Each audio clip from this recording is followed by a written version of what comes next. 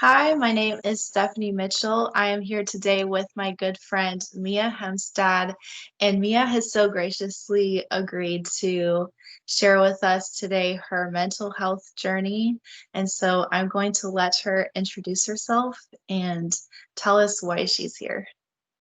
Thank you, Stephanie. Hi, everybody.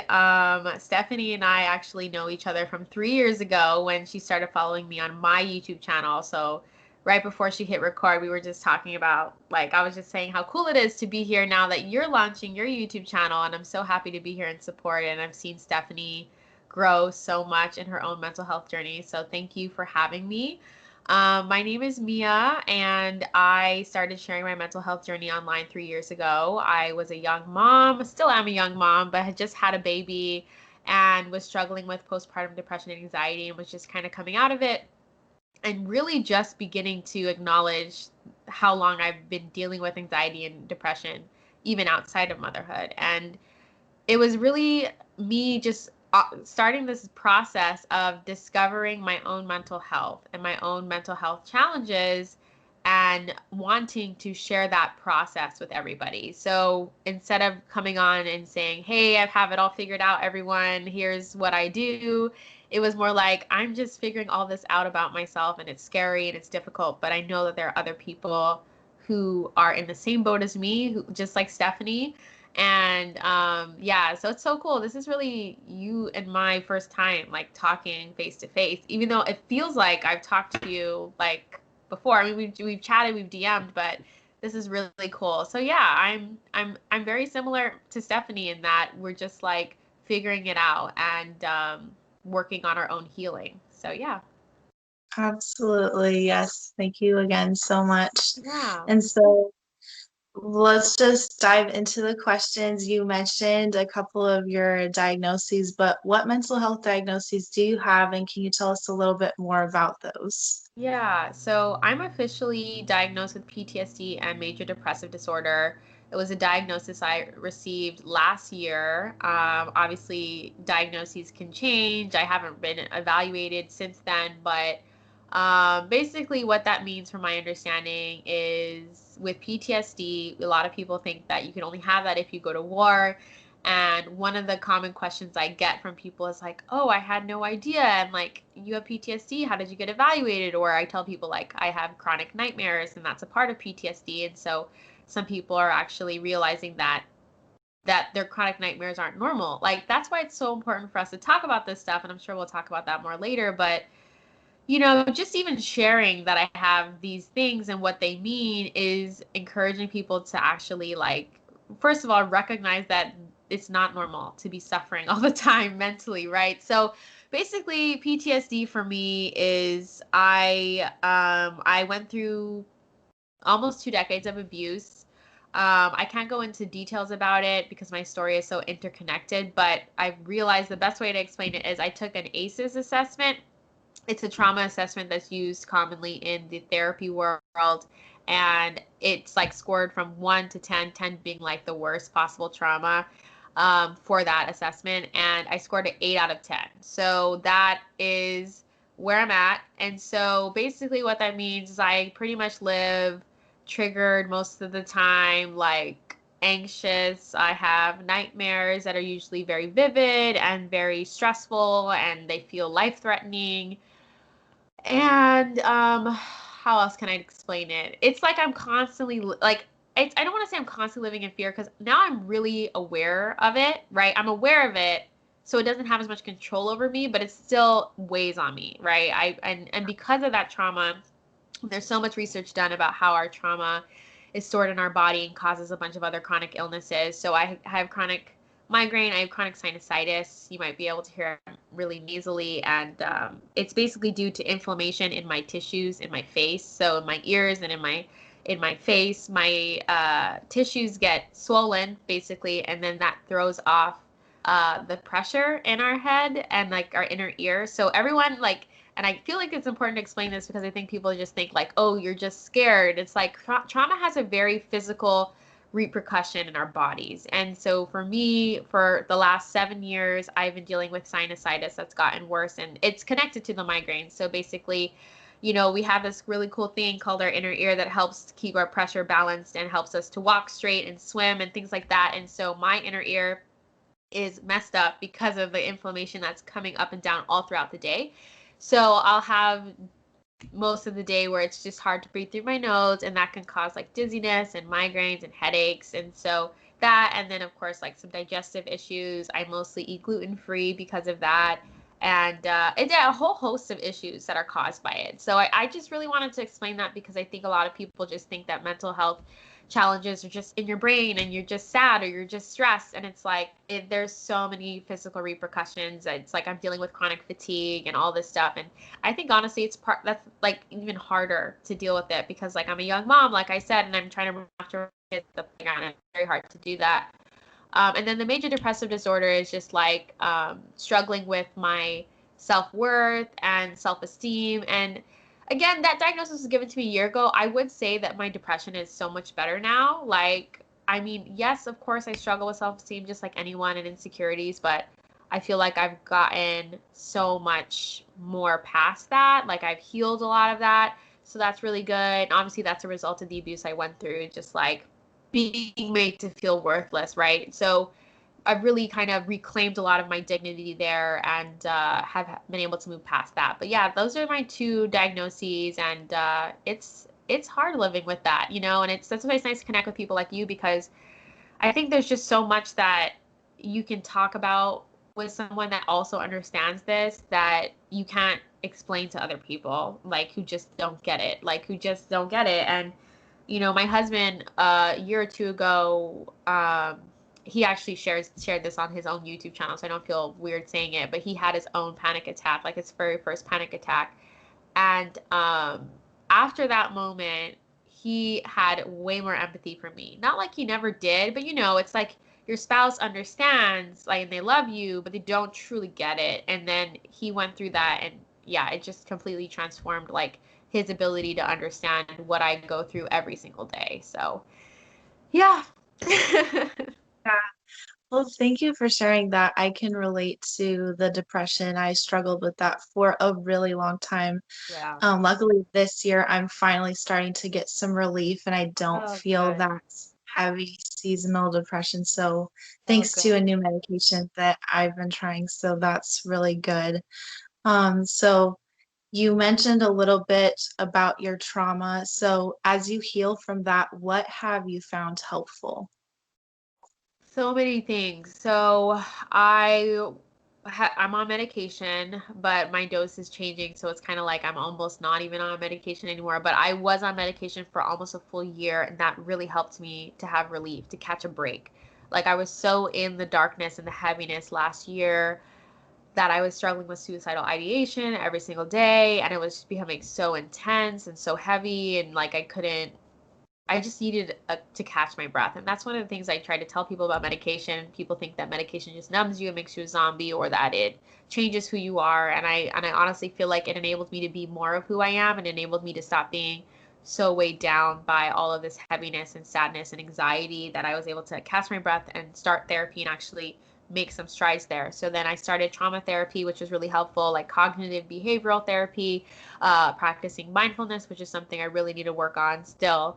And I'm in therapy again. Like I had a little bit of a break and I went back in therapy this year, because obviously this year's been so hard, obviously on all of us because of the pandemic, but also just like with like this election year and the civil rights movement being reignited, and realizing a lot of my friends didn't care about racism was extremely difficult. Like it was like my concept of my community was shattered. Like these people who I thought cared were just so silent on these issues, or were saying that they don't matter. And that really devastated me in a way that I wish didn't, right? Trauma, I have a saying, trauma is very expensive and it's very Yeah. inconvenient.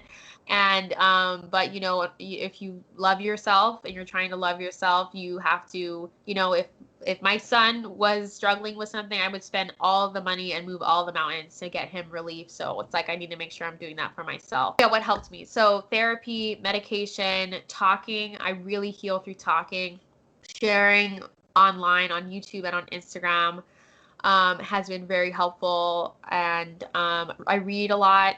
Not as much recently with the pandemic because I started working full time, but I read a lot of books through Audible. Dr. Brene's books have been super helpful. Her book, Rising Strong, just anything. Oh, and learning about self-compassion was huge for me, was a huge turning point because I never had been exposed to the concept that being compassionate with yourself, even when you mess up. When I say mess up, meaning a lot of us who struggle with anxiety have negative coping mechanisms. I mean, everyone does, but like, and if you have a negative coping mechanism, say it's binge eating or it's like picking your face or picking your nails or biting your nails, we tend to Yeah. beat ourselves up when we fall into those patterns. And this book, it's called Radical Acceptance by Tara Brach.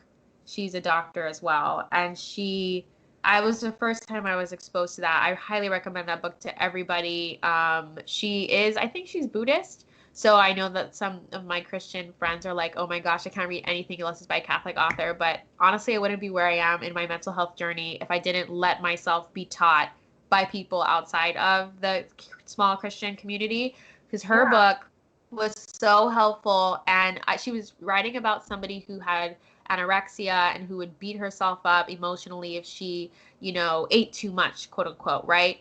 And then instead of, she taught this person to be like, no, it's understandable why I ate a lot. I was feeling these things about my body and it's okay to eat. And I Mm. never heard that before. And all of a sudden, because I am a recovering perfectionist, I used to be really bad. I just started to be, I just started to talk to myself with compassion. Like, I just started to be kinder and chose compassion over that beating myself up approach. And it just changed so much because I grew up in a very, like, my childhood was full of a lot of abuse and a lot of just harshness. And so being compassionate, if you think about it, is like the complete opposite of what I dealt with. So it's really the antithesis and it's what I always needed.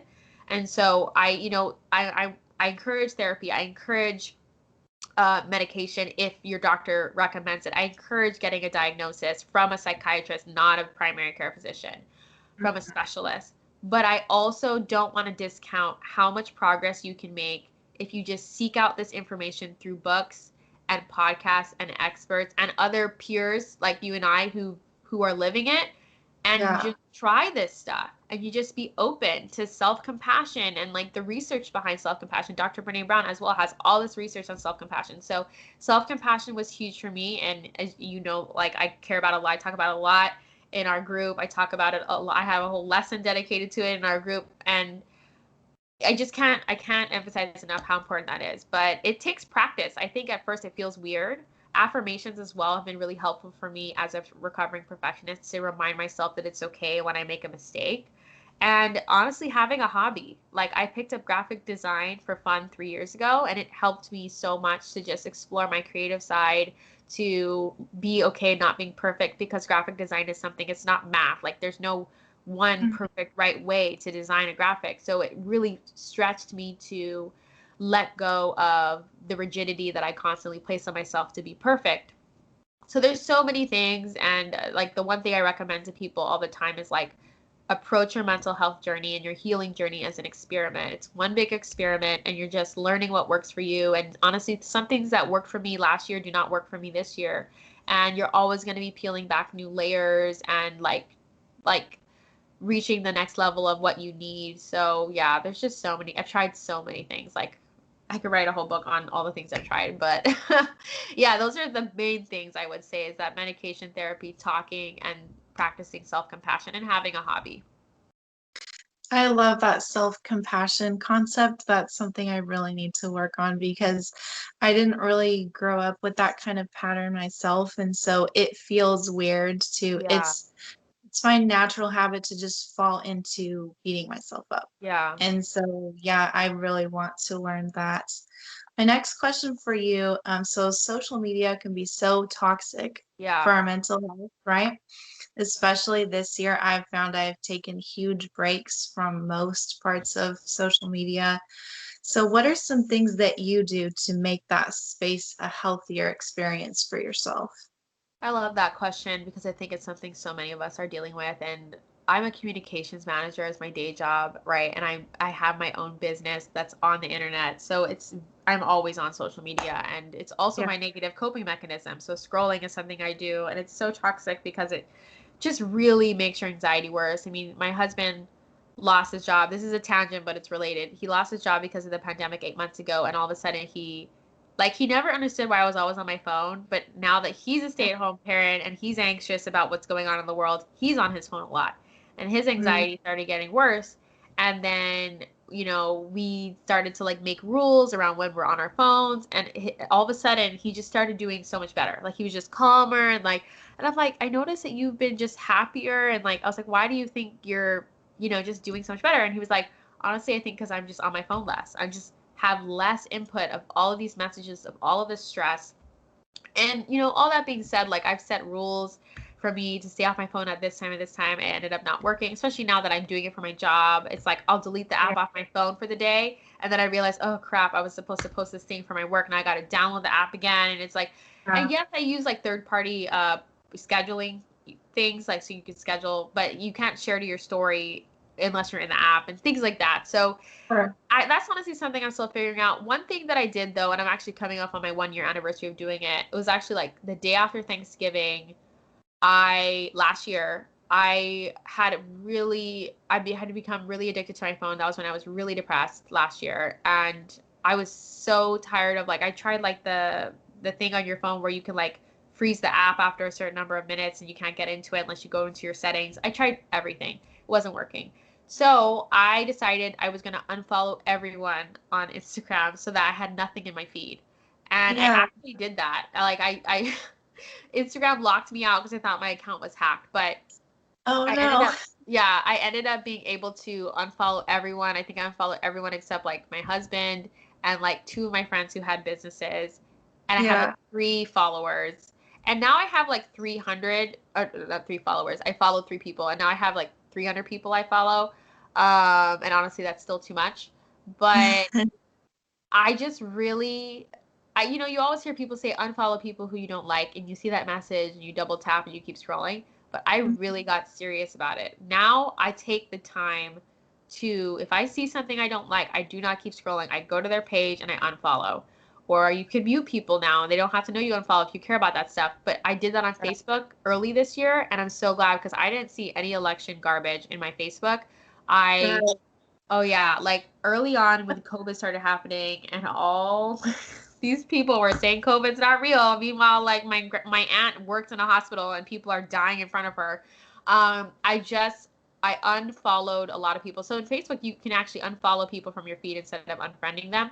But I also Yeah. unfriended and blocked a lot of people too because I think it's the epitome of people pleasing to an unhealthy degree to keep someone as a friend on Facebook and their content is making you feel sick. It's toxic. And you're Yeah. worried about their ego, you're worried about them getting upset that they don't even know if you're their friend or not. And if they're like I don't it's really so it was the epitome. So I was just like, no, I don't care. And I yeah, so I get a little ruthless about it, but I think it's so important. We spend a lot of our time online, and if you work in social media or communications, you also spend a lot of time on the internet. And so it's really important to take it seriously. Take it seriously how that constant input is affecting you. And especially when like the, like George Floyd, Ahmaud Arbery, Breonna Taylor, all that stuff happened, people were so like they didn't care. Like they really didn't care. And that was really a whole nother level. Like, and I was like, nope, I can't deal with this. And so I just unfollowed a lot of people. So, I mean, this is still something I'm navigating. And I'm also experimenting with taking the apps off my phone, honestly, every weekend, like just a part of my routine. I think it's really important if you're trying to do something like healthy for yourself to make it a ritual. And so I'm trying to get to a point where I've like automated my business so that on Friday night after work from 5 o'clock, I can delete the apps off my phone and not have to worry. Because I think there has to be some days of every week where you're literally not on your phone. Like the way things used to be, where we weren't constantly needing it, like walk to your local Yeah. coffee shop, don't use your GPS. I don't know, just put your phone away and lock it away. Sometimes I even put it like out in my patio closet just so it's really far away because that helps too. But I know that was a really long answer, but yeah, it's something I'm still trying to figure out because it is really heavy sometimes, like to carry that phone around and all the stuff that it brings with it. So yeah, I don't take it for granted. It's very influential on the way I feel. Absolutely. Yeah, that's such a good point about the people pleasing. Yeah. And like you, I have had to get a lot more, if you want to call it ruthless, just Yeah. culling my friend lists and blocking people and things like Yeah. that because I just discovered that I just didn't see eye to eye with so many people. Yeah. And so we found out a lot about each other. And so I Right. think it's healthier that way. Right? I know it's sad. You're like, I thought we were friends. And I know I some people are going know. to be like, you can disagree and still be friends. And it's like, listen, if someone's telling me that it's fine for Black people to get murdered in the street, I don't want to be friends with you. But I heard this really great quote at the beginning of all of this year where someone said, if people tell you who they are, just believe them. So I don't argue with people in the comments. I don't argue with people in my DMs. People want to DM me and say stuff to me, and I'm like, you're not paying me for my time. So I'm not going to waste my energy with you.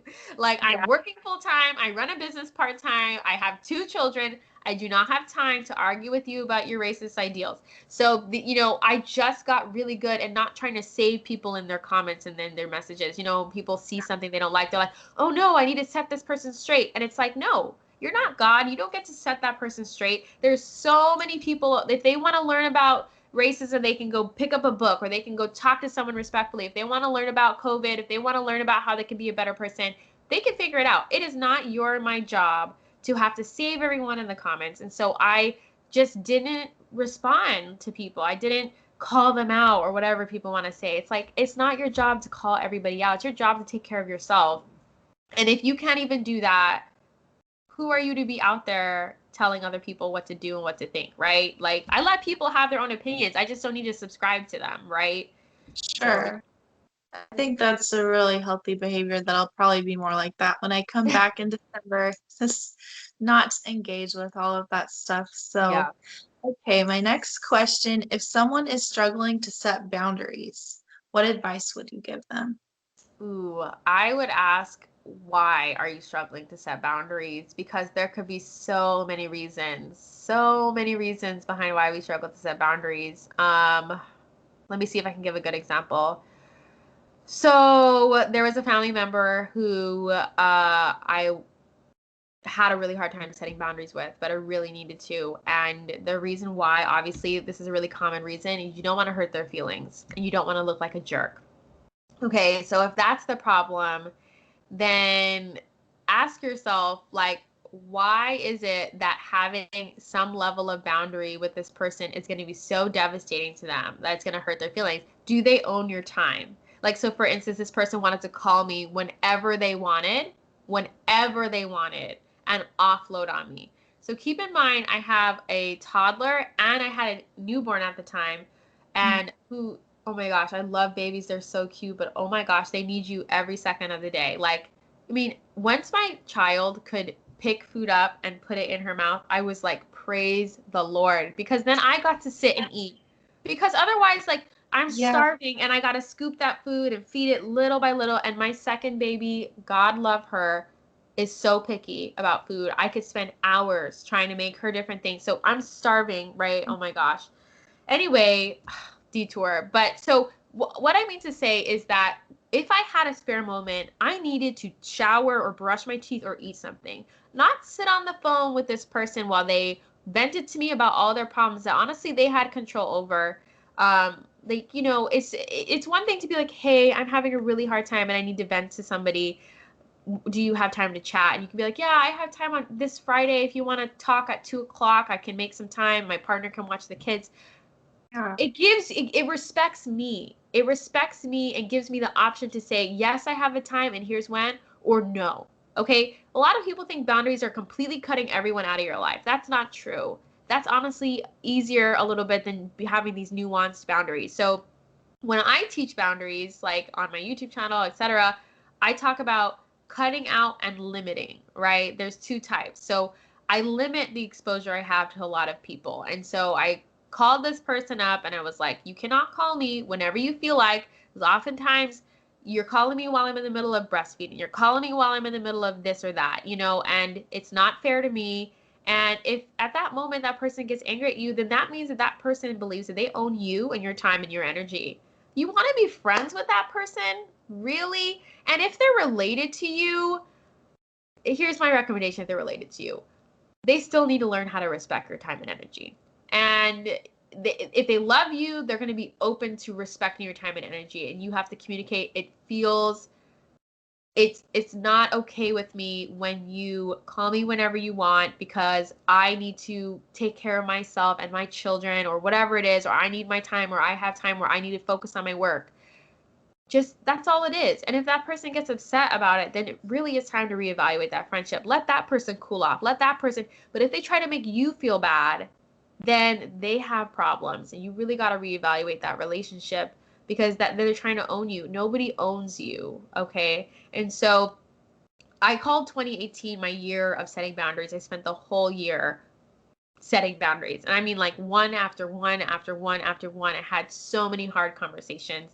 It was the year where I was forced into it because my parents started to have they're not fully divorced yet, but their divorce kind of started. And with divorce comes all these people taking sides and telling me what I should think and what I should do and all this. And I'm like, I'm not standing for this anymore. The people pleaser in me, there comes a point in every people pleaser's life where you don't get to hide in the shadows of being neutral and trying to be everybody's friend. Because there comes a point where in my life, for instance, my parents were getting divorced, and all of a sudden it's like you have to speak up and say something. You have to say how you feel. Otherwise, people are going to tell you how to feel. And that is so unhealthy. So, yeah, my recommendation would be, I mean, that was an example, but the recommendation I teach people is number one, get clear on why it's so hard for you. Get clear on that. Get to the root of it. Number two, get clear on how not having this boundary is hurting you. What is it costing you? Because then once you become clear on how much you are letting yourself be hurt, it's very hard to just sit there because then you're accepting that you're neglecting yourself or allowing harm to come to you, and that is not a good place to be. Number three, get someone to hold you accountable because it's going to be very easy for you to make excuses to not have that hard conversation when the time comes because it is hard and it is uncomfortable. And if you're a recovering people pleaser or people pleaser like I was, you really don't want to hurt people's feelings. And I'm highly empathic. I don't like to hurt people's feelings. But if you do not love yourself, you really aren't loving anyone else. You're just being their doormat and you're letting people use you because you're trying to keep yourself safe. And so you have to grow in courage and bravery by setting these boundaries so that you can stop living this life full of fear, right? And yeah, the accountability piece is really important. Like I had a psychologist in 2018 that whole year. So every week I would come in and talk to her about this other boundary I set, or I would talk about her about how I needed to set a boundary but was too scared, and she would help me through that. So not everyone can have a psychologist or a therapist, but you can find a friend or a coach or a mentor or even a book that's just full of encouragement about why it's important to do this for yourself. So those are the three things I would say to help you. And I also read a book. It's called oh my gosh, I don't remember, but it's called Boundaries, and it's by Dr. Henry Townsend and John Townsend. You know what I mean? Yeah, we have that book. Yes. Okay. It's a good book. It's an old book, but I honestly didn't finish it because it's a little long. But the beginning was all I needed to really read to realize, oh my gosh, I have no boundaries. So yeah, it's a variety of things, but I think one of the things that's really key is that support system to help you. And honestly, you just feel so much better after. You feel so much better. Like your time is your own, your energy is your own, and you're just, I don't know, after 2018 I just became a new woman. I didn't have all these people weighing me down, so highly recommend.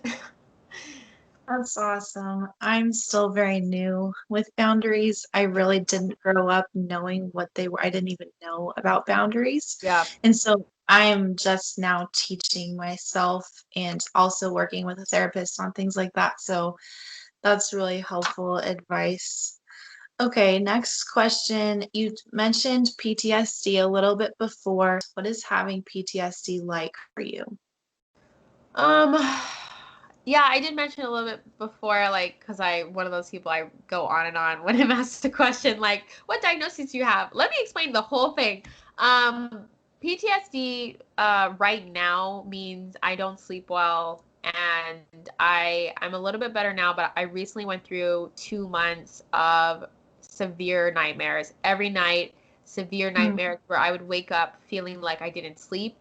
And not just that, I would wake up feeling like I'm so mentally exhausted. Like my brain just took a beating for 8 hours. It was horrible.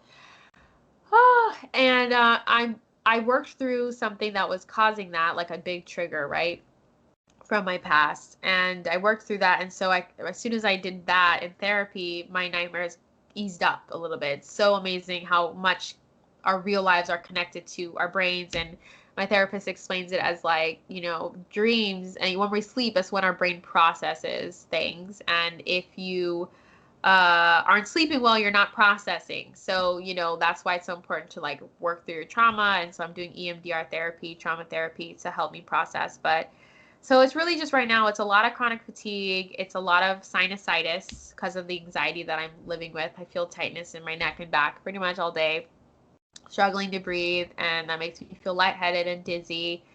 And just really not living at my maximum capacity. And that's where the self compassion comes in because I'm doing the best I can. And I am taking good care of myself. And I'm taking my medicine and my vitamins, and I'm going on walks because that's the exercise I can do right now. Like I share a lot, like in our group, that I like to do African dance workouts, but I can't do that right now because of how exhausted I am and dizzy. So I had to let that go. And it's just like being okay and like acknowledging that I will keep getting stronger and I will keep getting better, and that there will become a time when I can do my dance workout again, right? But for now, see, perfectionism would have said, you're worthless, you're broken, you can't do this dance workout, so why work out at all? And I was heading there, but because I've been through this and I've been working on my mental health for so long, 6 years almost now coming up, I told myself, no, no, no, this is a season because you're processing through some heavy crap.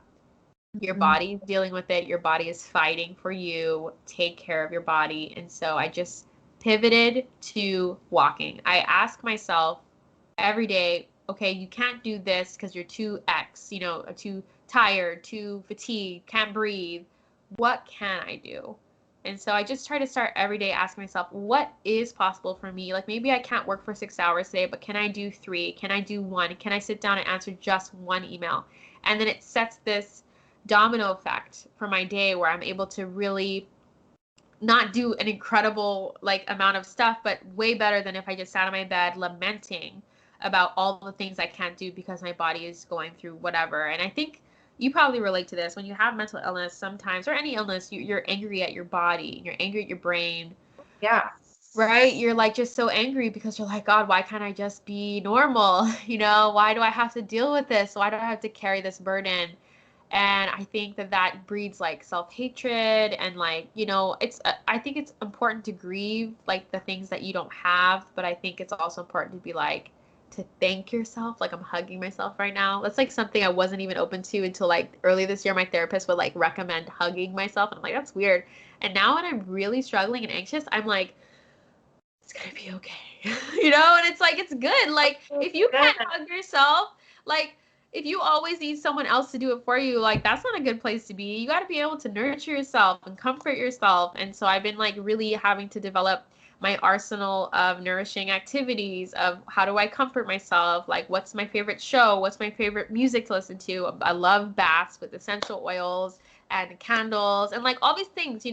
I could sit here and go, oh, well, I can't do all these other things that all these other people do. It's like you can't focus on other people. You can't compare yourself to other people. You have to love and appreciate your body where it's at. And so I try to love myself when all I can do is lay in bed. And I try to love myself when I'm like killing it at work and I'm killing it at motherhood. And I try to love myself when I'm having a day where I'm like yelling at everyone because I'm frustrated. I'm like, why can't anyone just eat their food? Why is everyone throwing their food on the floor? So, it's like, that's what PTSD is doing for me right now. It's really heavy. And I mean, this, like in my group that I just launched, like my coaching program, I had all these great plans in the beginning, and then I started having these nightmares and I couldn't deliver all the lessons. I think I delivered the last lesson this week, and that was like a month late, like from when I wanted to get it to you guys. And I had to go through that process of being angry with myself and then recognizing that, like, I didn't choose PTSD. I didn't choose to be abused. I didn't choose to have nightmares. I didn't choose any of this. And I would so much rather work with what I have than live my whole life wishing I was someone else. So that's a really long explanation, but basically, yeah, that's what I have to say about PTSD. That is some really heavy stuff, but it sounds like you're handling it in the best way that you can and just taking care of yourself, which is something that we can all learn from. Yeah. So, okay, do you think that it is important to get an official diagnosis? Oh, 100,000 million percent. So important. And to get your diagnosis not from a primary care physician, because I got, like, my main doctor, like my PCP was just like, oh, I think you have this and here's some drugs, and none of them worked and it was awful. And she didn't recommend me to go to a psychiatrist. She didn't put in a referral. I had to, like, call their office and do all this work to get them to submit a referral so that I could go to my psychiatrist. A whole mess. You know, the insurance system is just not great. But I finally had like an hour and a half long interview clinical evaluation with a psychiatrist who I liked and trusted, and got that diagnosis. And it was relieving and scary. But once you know what you have, you can do research on it, right? If you don't know what you have, you're sitting there Googling symptoms, right? And you're overwhelming yourself and scaring yourself. Mhm. Excuse me. But when you know what you have, you can target your research. You can pick up books by experts who study that specific thing, and you can really learn so much more about what you're dealing with. And when we know what we're dealing with, when we have, I don't like to say story because it's true, but like when we have a story for our pain, it helps us to be way more compassionate and accepting of ourselves and just to know what to do. So, for instance, 2 weeks ago, I had this horrendous migraine. I couldn't get out of bed. It lasted all day. It was so painful. But I know that that's connected with my PTSD, and I knew it was triggered from this specific event that I had. And because I knew all of this stuff, I was able to just sit in the pain and trust that it would pass, and it did. And I don't know, that's what a diagnosis helps you to do. It helps you cope. I think it helps you to get help. It helps you to, be supported. And that's one of the things I was sharing with someone the other day, like, because I had an official diagnosis of PTSD and depression, I was able to qualify for some no cost therapy services because there was programs that provide therapy to people who have PTSD. Yeah. And if I didn't have that diagnosis, I probably wouldn't have gotten into that program. And so that provided me with 3 weeks of therapy with probably my favorite therapist so far earlier this year. And I really needed that. And at that time, I had no money for therapy. So it was such a blessing. And that's another thing that's just so devastating is like, it costs a lot of money to go to therapy, you know? So having a diagnosis helped me to be eligible for programs. And there are a lot of programs out there, but they don't have marketing budgets. So a lot of people don't know about them. So it really requires a lot of research, a lot of work to find these things, but they're out there. And so, yeah, that's what having a diagnosis helped me to have. That's really good. My next question, I know you've been really open about this. So you have two children, and what was the birth experience like with each of them? So, my first child, the birth was horrendously traumatic, and my doctor was extremely condescending, probably racist, and didn't honor or respect any of my wishes. He literally told me, like, when I was laboring and like near pushing phase, that like, oh well, you better be able to push this baby out because I have somewhere to be at 7:30 or That's 7 awful. o'clock or something. Yeah, like I'm literally like laboring. I think I was at 22 hours at that point of laboring. So tired. Can you imagine being awake for 22 hours? You can't eat or drink anything because you could throw up, and I was already throwing up. So you're Um, hungry, you're thirsty, you're tired, you're in pain, and your doctor comes in and shows that to you. And I know some people are like, well, if you knew he was horrible, why didn't you change? He didn't show that version of himself until I was too late to transfer doctors. hmm. So it's pretty horrible. And I was pushing, and then all of a sudden he decided to use scissors and cut me down there and pull my baby out and rip out my placenta. Like, he didn't let me deliver my placenta. You're supposed to deliver your placenta the same way you deliver a baby. You have to wait for it to detach from your uterine wall. You have to push the placenta out. He ripped it out of me, so I bled so heavily for a solid month. I mean, so heavily. And it was so Um, scary. It's so scary to see that much blood coming out of you. And it also made me extremely fatigued. I almost couldn't leave the hospital because my blood platelet count was so low. He did a lot of damage to my body, and he was out of there by 7 o'clock. So he got exactly what he wanted. Um, uh, it was horrible. And because he didn't care, he also didn't like evaluate my mental health, which usually they do at the 6 week check-in. So I had PPD, postpartum depression, and anxiety, but I wasn't diagnosed.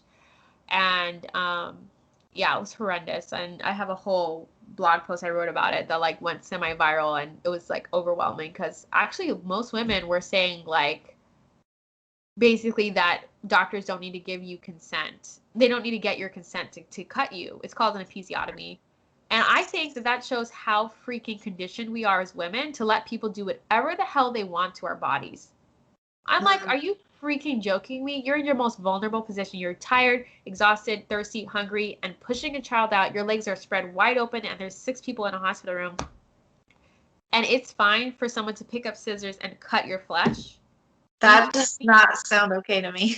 People are like, it's their job. I'm like, no. I'm No. like, like, people don't like when I say this, but I, in our current healthcare system, we are the customers. I'm Mhm. paying this doctor, paying thousands of dollars for this doctor's expertise, and I'm paying thousands of dollars for the insurance just to even be able to see this doctor. They're not supposed to just do whatever they want. So it was really bad, and honestly, that's still something I need to process through in addition to all the trauma I went through as a child, and I got all this trauma as a mom. But it also means that whenever my son's birthday comes around, I'm not really like feeling super celebratory. I'm feeling Yeah. raw and stressed.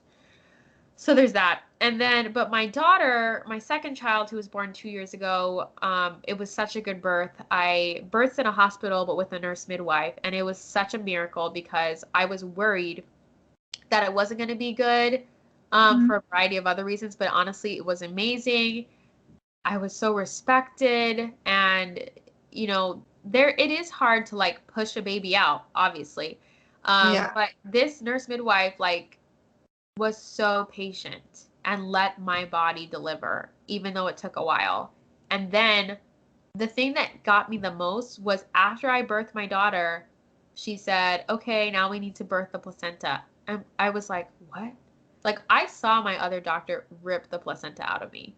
I saw Oh, him do it. And I've had women message me saying it happened to them too, and they suffer from really heavy bleeding. So it's this common thing doctors do because they don't want to wait. My nurse midwife waited, and I had to push the placenta out. It took multiple pushes, and that made me cry. Like, that act of like, okay, the human being is fine. She's out of my body. She's over there. But they had the respect for my body to let me push out my placenta so that my body could do what it needed to do. I bled for maybe 10 days, and it wasn't even that heavy. Whereas with my first child, I bled for over a month, and it was horrendously heavy. So it makes a difference. And that birth was very redemptive. It helped me to feel a lot better about having kids. Like, I'm open to having another child, but right now I'm working on my mental health. But, mhm. it was just so healing.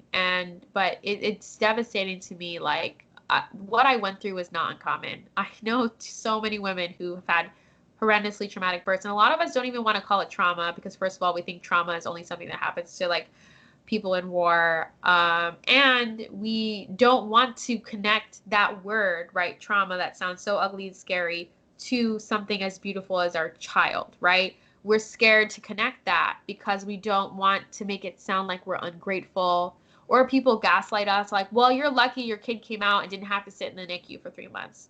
Well, yeah, sure, but I also like was bleeding in my rocking chair for 4 weeks. So please don't talk to me about what I should be grateful about. So that happens a lot in the motherhood community. It's really unfortunate, but we don't just let people have their struggles. We tell them they should be grateful, or that just you wait, it's going to get worse, or all this crap that made me honestly like, again, set a lot of boundaries with mom people. Like, I used to have all these play dates, and I was just like, I would rather sit at the playground alone with my kids than sit here and deal with all this mom gossip. So that's a whole nother podcast episode. But yeah, those are my two births. Becoming a mom was a huge deal, and but it also I never considered myself a feminist. I didn't even know what it was, but once I became a mom, I am a raging feminist. I am here to, as you know, I'm a social justice activist. I work at a nonprofit on policy work, and I'm here to change the structures that are oppressing us and making us women, like, we are here giving birth to the next generation, and people want to, like,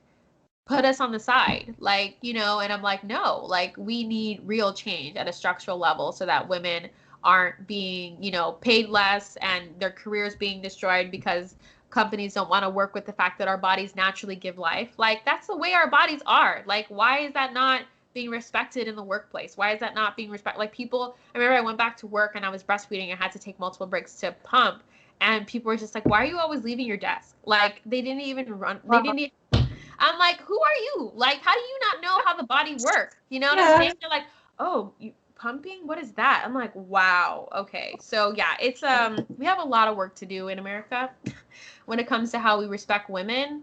And I honestly think some of the worst encounters I have been with other women who, like, honestly don't realize they have misogyny in them, where they're like, your Yeah. doctor can do whatever you want to you. I'm like, we need to be on the same side.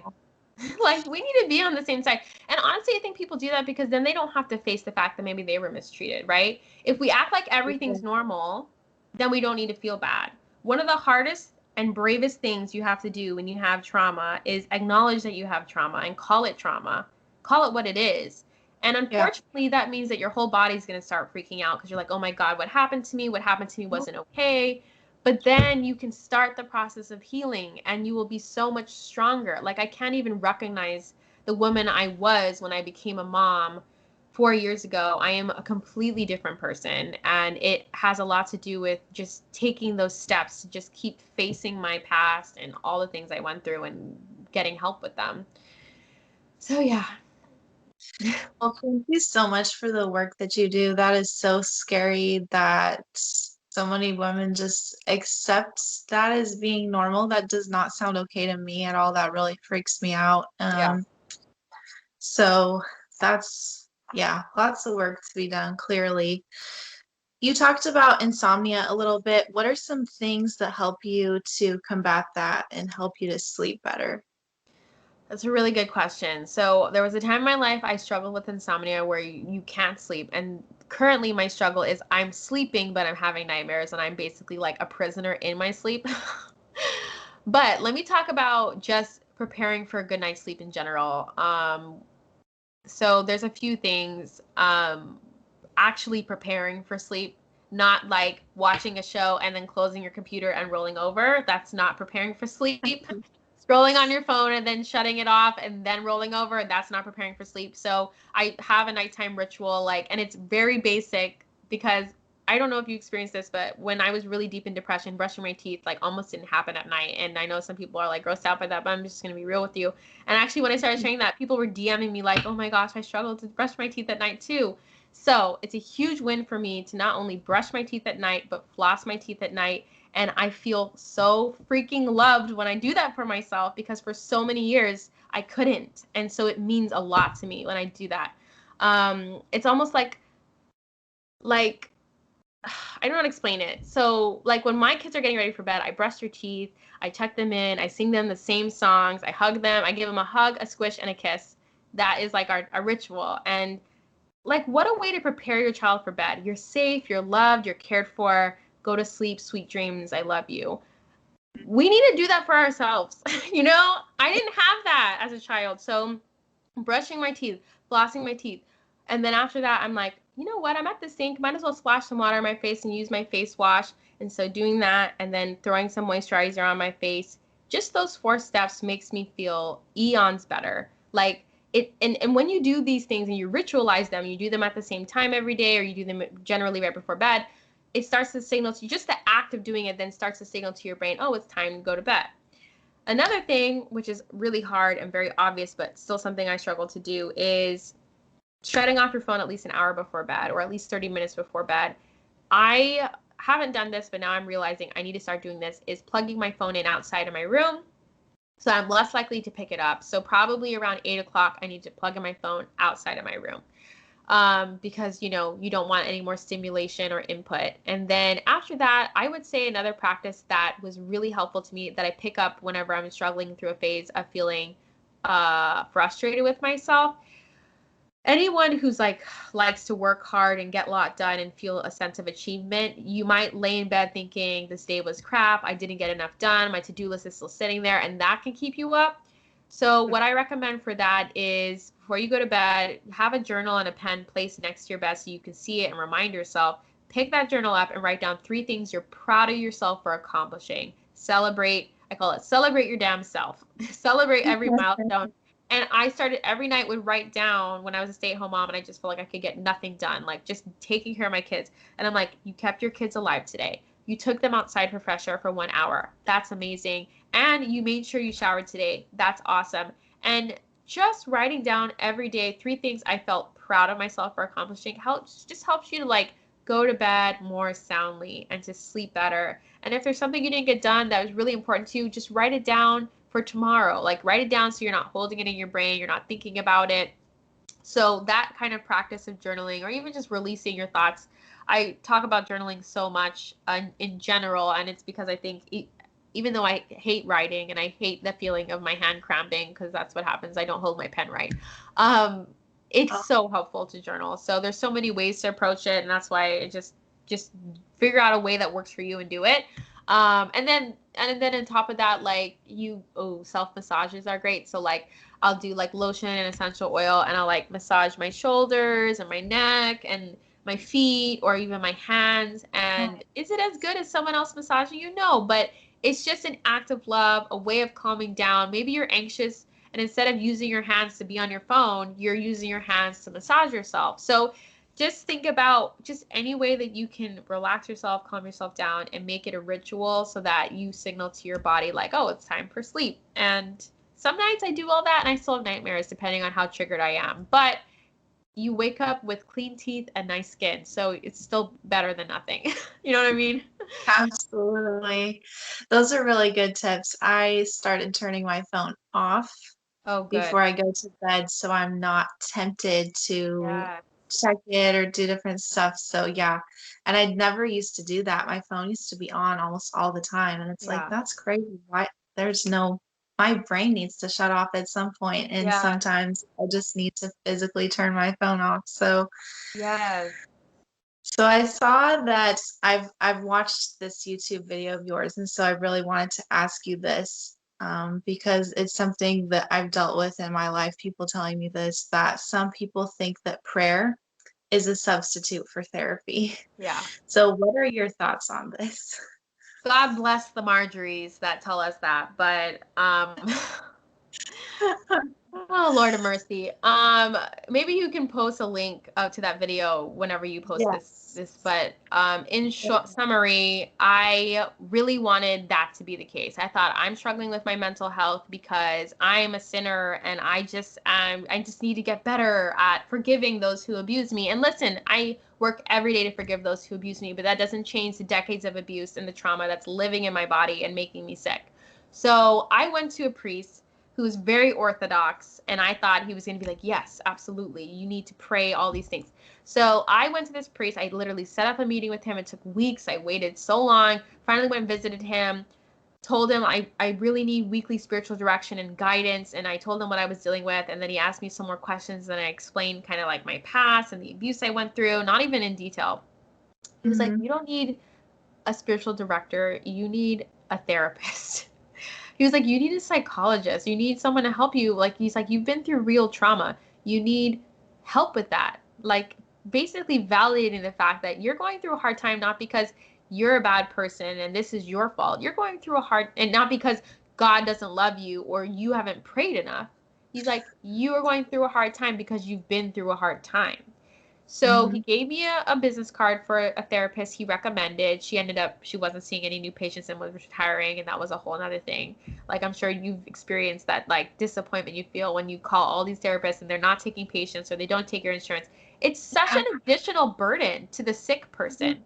Like, It's so dumb. I just hate our insurance system, but that's a side note. Anyway, that just God was in that room, let me tell you. My journey would have been so different had that priest not told me that. Because up until that point, every Catholic I talked to was just telling me I need to pray more. I mean, I still get DMs like, have you tried this novena? It's like, sister, can you not discount the fact that I've gone through horrendous abuse for two decades? Like, can you just give me a Yeah. break? And listen, I rely on our Lord and our Lady, and I love praying. Like, God has had my back. I can't tell you, for so many years I have seen God in my life, and I will never not believe in God. But I there's actually this amazing passage in Sirach, and I wish I memorized the verse, but you can look it up. But basically it's like God gave us the physicians to help us. It literally says that. And I literally stumbled upon that Wow. passage, like, not intentionally. I was like flipping through the Bible and that came up. I've never even read the book of Sirach. And I was like, wow, it literally says in the Bible that physicians are blessed by God and God sends us the physicians. And it just made me realize, like, even in the Bible, it's like, no, you don't have to sit here and suffer waiting for God to come down and send you something. And I'm sure you've heard of like that joke that's like this man was going to drown and he prayed to God to save him, and Yeah. then a helicopter came and he said, no, thank you, God will save me. And a boat came, no, thank you. And then he drowned. It was like, God, I waited for you. And he's like, I sent you a helicopter and a boat, you idiot. Like, hello, I tried to save you. And Yes. so that's what the priest told me. He was like, if you had cancer, like, go get help. Like, don't, he's like, I know people who believe that getting a doctor and taking medicine is denying God's power. And it's like, don't we Yeah. believe, like, first chapter in the Bible, you're made in the image and likeness of God? Like, let's break that down. Like, you are like God and you are in his image. So, how is it that, but it's because of the sinner narrative that we're taught. We're wretched Yeah. sinners and we need God's grace. It's like, I can believe I need God's grace, but also believe I am a beautiful, loved, cared for, provided for daughter of God. So Yeah. some people are going to be completely scandalized by this, but I've completely thrown out the wretched sinner narrative. It doesn't Mhm. help me to love myself, to love others, and to love God. It just makes me feel like a waste of space. And for all of you out there who are Christian and who've been abused, the wretched narrative, the wretched sinner narrative is not helping you because it's perpetuating the abuse you went through. If you were someone who was hit or abused or molested or yelled at or screamed at for your whole childhood, you already believe that you're wretched because you were treated as if you were wretched. So if you go to your religion and your faith is telling you you're wretched, where do you go for respite? Where do you go for rest? Where do you go to feel loved? It literally is so infuriating to me that I'm supposed to simultaneously believe that God sees me as a wretched sinner, but also believe that he sees me as a daughter of God, like as a princess, a beloved daughter. Like, it makes no sense. Yeah. There's so many hypocrisies, and I just had to decide, like, not, maybe these people teaching this stuff don't know what they're talking about. So I decided to get help, and that's really what, because before that I had gone to therapy, but I thought this isn't it because I'm Catholic and I need to do it this way, right? So 3 years before that I was working on myself, but I was like, no, no, no, this isn't the right way. And then I was like, no, this priest is telling me this, and honestly it sounds like this message I was meant to hear. Not going to be the person that's sick and doesn't get help. And then what precedent would that set? What if my son or daughter go through something traumatic and need help, and be like, get on your knees and pray that rosary, sorrowful mysteries 5 times? No, I'm Yeah. going to tell them to get help. And I think it's ridiculous for people to act like you can parent and, like, tell people what to do but not do it yourself. So yeah, I'm just not for that. Not for that at all. I'm so disappointed in, honestly, Catholics and Christian people who continue to perpetuate the narrative that we're just these horrible, awful people. I'm like, no, I think we're loved and cared for, and we make mistakes because we're human, but I'm not going to sit here and act like I'm like this terrible person. So, yeah. Yeah. That kind of messaging is just so damaging, and it's really hurt my faith in God, and just I'm still struggling with that. And because I was told once as a child or a teenager, I don't remember, that because I hadn't said a certain prayer a certain way, all those days that I hadn't said that were wasted. Oh my And gosh. I was like, I truly believed that partially for a long time, and I don't believe that anymore, but that was just one example of Yeah. like that's just twisted Yeah. and it's such a lie. And I'm so glad that that priest was helpful enough to speak truth to you and say, Yeah. "Hey, like this kind of help will be really good for you." So that's really awesome. Yeah, I'm so lucky. Again, that's how I feel like God showed up for me, you know? And I think Yeah. that's why we need to be careful because when I share these views, people are like, oh my gosh, are you even Catholic? It's like, I'm sorry, who made you God the Father? And when are you going to judge me?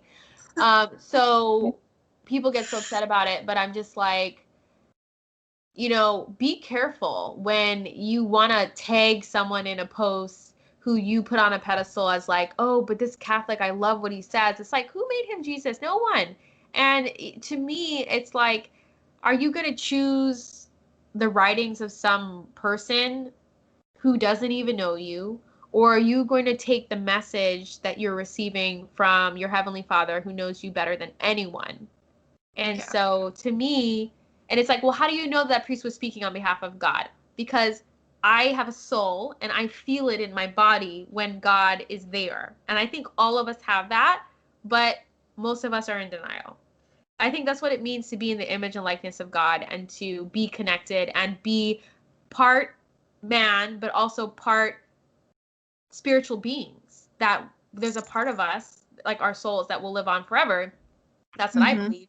And so, shouldn't there be a part of us that experiences some sort of presence of the Holy Spirit when we're being spoken to? So, to me, it's like I would so much rather go for the advice that feels like, oh, this, I feel like I'm being spoken to right now. Like the Holy Spirit is real and works in all of our lives. And I'd rather go with that than some book that was written by some white dude 25 years ago who's going to tell me like what a woman should be and do and all this. I'm just like, oh Lord help us. But yeah, that's where I'm at with my faith. And it's challenging because sometimes you're like, oh, but I'm not doing things and thinking the way that I've been told my whole life.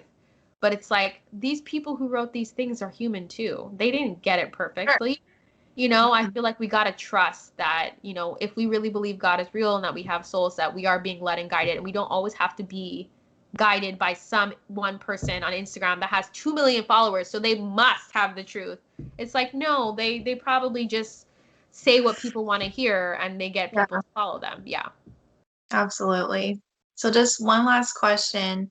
Self-care is so important, and yet so many of us don't prioritize it. Why do you think that is? So similar to the boundaries thing, I'd ask you, why are you struggling with self-care? Because everyone has a different story as to why they struggle with self-care. First of all, I do think there's certain things like practices that everyone can benefit from. Ways of building habits. Like I talk about cornerstone habits. I talk about I talk about habit stacking and these different like tips and tricks to like bring self-care into your life. Hmm. But I think everyone has a different reason. And for me, it was very much the faith narrative I grew up with, or I don't want to say faith, I'll say religion, that told Hmm. me that good mothers put themselves last Hmm. and good mothers don't do things for themselves. Like love is dying to self, right? How many times have we heard that? Die to self, So die to many self. times. And so here I was dying to self, neglecting myself, not taking care of myself. And if someone wants to come in here in the comments and be like, "You don't understand what diet itself means," it doesn't mean that. Listen, if you have to write a book to explain a phrase, let's change the phrase then. The phrase is Yeah. not working. My goodness. So dying to self was causing me to live in depression and anxiety. It was making me a miserable person and a horrible mom and a horrible wife. And well, I don't want to say horrible mom and wife because that's not true. Uh-huh. Impatient and feeling frustrated and exhausted. I want to be kind to myself and realistic, but just not the version that I was meant to be. And I think it's John chapter 10, verse 1 or 1, chapter 1, verse 10. I always mix them up. Y'all don't come to me for your Bible verses because I don't know them. But in that chapter, um, Christ says, I came so that you might have life and have it abundantly. So Jesus died, he did it already. He Yeah. died for us. why are we also thinking we need to do the same thing? You know, it's like he came so that we can have life and have it Mhm. abundantly. Not like, so he's not like, I came so that you can survive. He's like, I want you to live abundantly. You know, it doesn't help to suffer because someone else suffered. Someone else paid the price so that we can live. So Mhm. live, to be grateful, to show gratitude for that sacrifice. And so for me, there were a lot of things. It wasn't modeled to me, first of all. I never saw that. For me, growing up, when I was a child, if you took a nap, you got in trouble. Like, if you went to the movies with your friends, that means you're going to have twice as many chores when you got back home. Like, I'm just going to be real. It was not great. And it taught me that resting is bad and that play costs something from you. But on top of all of that, the religious programming that I needed to die to self every minute of the day was suffocating me. And when I decided to throw out that narrative and to live in the fact that Jesus came already so that I can live, I started to work on loving myself in action, right? And also leaning into the fact that Jesus said, love your neighbor as yourself. And it's like, there's this assumption here that I already love myself. And I realized in my marriage that I struggled to be patient with my husband when I wasn't patient with myself.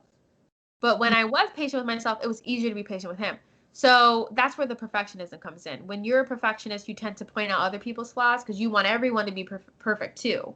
And so when I started to become aware of that and to work with that, I realized that I needed to let go of that narrative and love myself the way I would love my neighbor. And turns out, like rocket science, I started loving myself and I had love to give. You can't give what you don't have. So if you're exhausted, you're going to give people that. If you're impatient with yourself, you're going to give people that. If you hate yourself, you're going to give people that.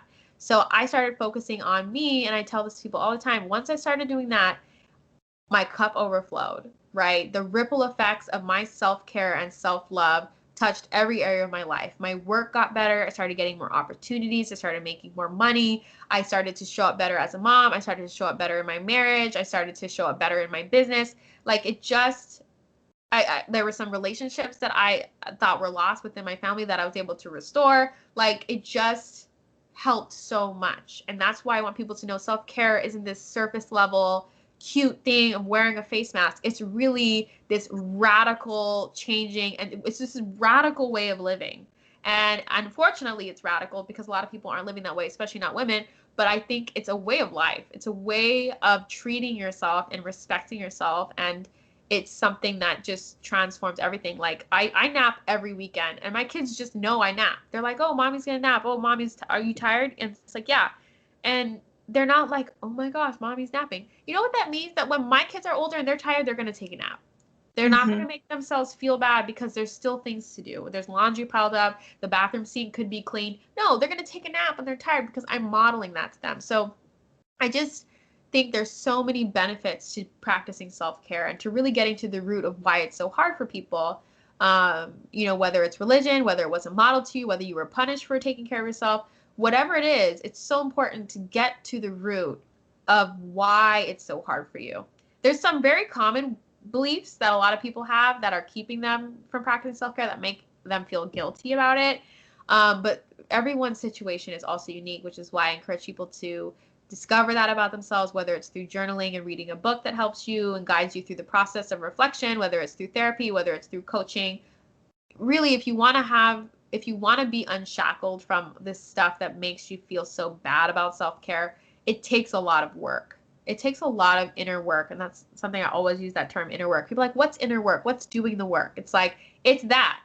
It's figuring out what Yeah. are these beliefs that are making you feel so bad about self-care. So yeah. That's a really good example about the napping. I very rarely saw my mom nap growing up. So when she did, like once in a great while, it was like she was sick, Yeah. usually. So it's like, oh, that's okay. Because I always saw like you put yourself last, always, always, always. Right. And so I love your group no longer last. It's really helps me to transform my self-care into something that I'm trying to do. more and more, like, So as a glad. regular part of my I life. So love that's having you in the group. You post the most, and I want you to know that I love that. And you inspire good. us, and your pictures, and just how much work you are doing on yourself, and like how much growth you are having. And I'm just so proud of you, and I'm so grateful you're in the group. And I'm so glad that we like messaged because you almost didn't join, and like I was talking to you about it, and I'm like, oh, thank goodness. Like, so thank you Thank so you. much. Yeah. Well, thank you so much for everything that you shared with us today and for being vulnerable. That was such a gift, and I learned a lot from you. So Oh, thank thank you. you. And I learn a lot from you. And when I'm feeling discouraged and I go into the group and I see like that you post like, oh, I'm having a hard day, but then I put my makeup on and like I'm doing my best. It's like, okay, I can do this too. It's just like, I'm not always feeling on fire. I'm not always feeling great. Right. And I want to be realistic about that. And I think that's why it's so important to have friends that get it and to be around people who can show you like, look, I'm having a rough day too, but this is how I'm showing up. And it just helps to encourage all of us to like just keep going and just make the most of it, right? That's all we can do is make the Mhm. most of the cards that we've been dealt, and have solidarity in the fact that you're not alone in all of this.